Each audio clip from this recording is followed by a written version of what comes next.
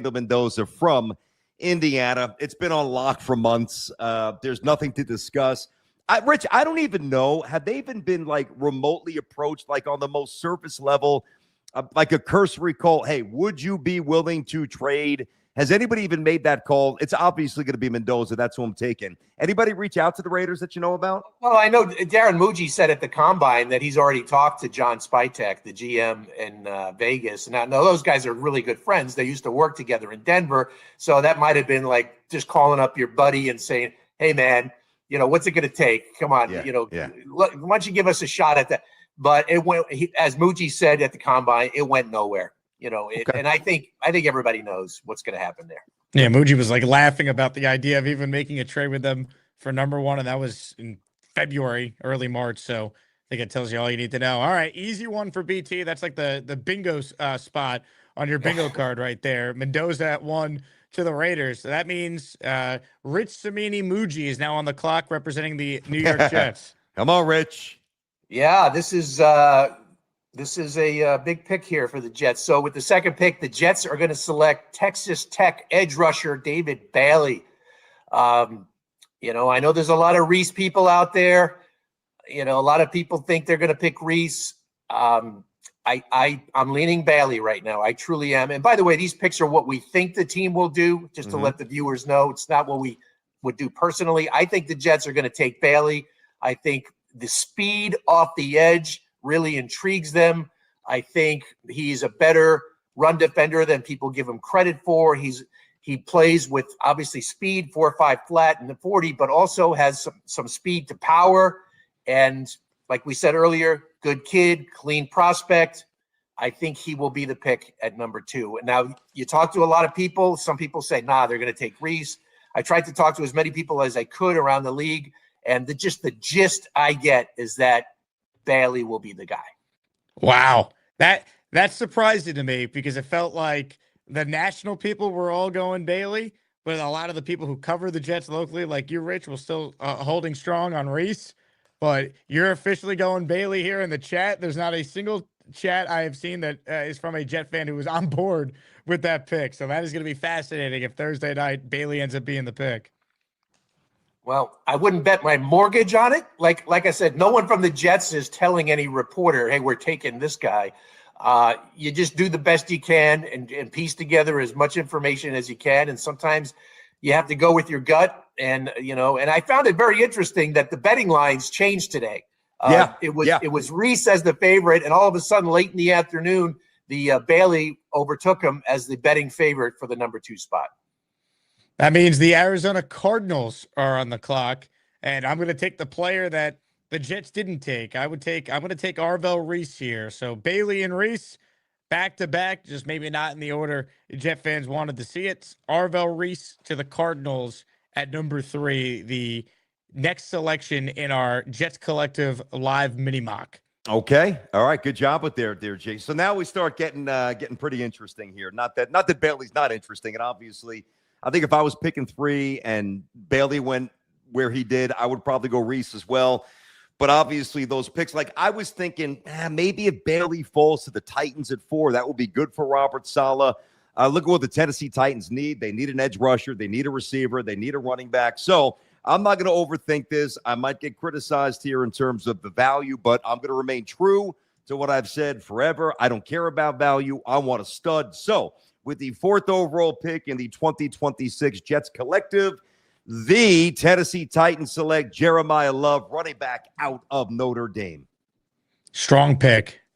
It's fascinating to see where Love could go if he doesn't go at 4 to Tennessee, because then the Giants obviously would come into play. But look, if you're Robert Saleh, you know that you need to just make sure your offense looks functional, because the defense, I'd imagine, will be a lot better with him coaching it. So I like that pick a lot from a Titans standpoint, BT. Okay, there you go. You stole my guy, BT. I was going to go Jeremiah. Hey, listen, Rich, you didn't. I'm sitting in the war room. You could have called me up. I mean, I'm open for business. I didn't hear my phone. If you called me, we could have made a trade here. That's on you. I got my war room in order, Rich. Rookie GM mistake right there by me. So, I think the Giants are going to go Love there, but obviously he's not available. So I'm going to have to pivot a little bit Ooh. But this is a very interesting selection here now. I don't think they're going to take Styles, so his stock is going to fall a little bit. I think with the 5th pick in the Jets collective mock draft, the New York Giants are going to select Caleb Downs, Boom. safety, Yes. Ohio State. Good BT's call, favorite Rich. player. I love him. That's the guy. That is home run, Hall of Famer if he's healthy. Love it. Well, Harbaugh obviously had Ed Reed, Ed Reed back in the day, and then there was, he had Hamilton, so he needs good safeties. He's been around good safeties. Caleb Downs is a really clean prospect. I mean, he's an outstanding, he was great at Alabama. He transfers to Ohio State. He was great there. Not the biggest ball hawk in the world. Doesn't have a ton of interceptions, but is a very cerebral player. He'll be like one of the leaders on defense. So we'll go with Caleb Downs there. Strong. All right. Nice. That means I'm on the clock here at 6. I'm between 2 players, full disclosure. One has been linked to the Jets and one has not been linked to the Jets. I'm going to say that we get a bit of a curveball here at 6. A lot of people expecting the Browns to potentially take one of the receivers here. I think they go with a safer pick. I think they take Francis Mauigoa, the offensive tackle out of Miami. Browns need a tackle. There's some rumblings they're trying to move out, but we're going to make sure we beef up our offensive line here. We'll take the best tackle in the class, who's on the board here at 6. So Cleveland taking Mauigoa, and that means that the Washington Commanders are now officially on the clock at number 7. This is easy. Forget about doing the Jets collective. We should be GMs. I mean, we're what are we, 6 for 6 already? Everybody's crushing the picks. All right. So I look at the Commanders. You're hearing a lot about wide receiver. You're hearing a lot about trade. I know they need a linebacker. They need some edge help as well.